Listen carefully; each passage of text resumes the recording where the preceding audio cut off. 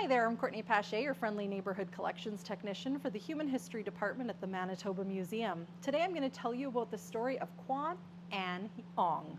Kwan married Don Wing in 1948, and the couple lived in a village in mainland China. They were rice merchants and fairly well-to-do, and under the constant scrutiny of the communist government at the time. In the early 1950s, the family was smuggled from mainland China to Hong Kong. So this included Kwan, Don Wing, and also their young son, Bill.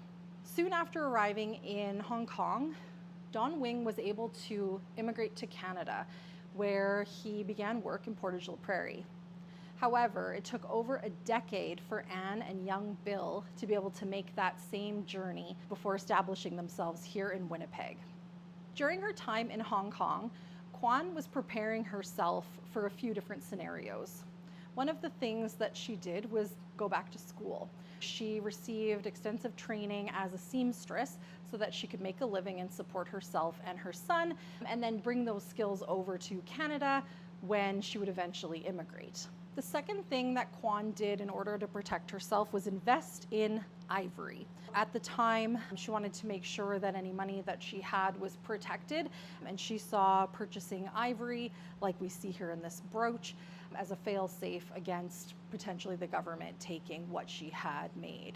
Upon her arrival in Canada, Anne's very first job in 1964 was at the Asia gift shop, which sold all sorts of imports from China. She also continued her work as a seamstress, often making clothes out of her very own house.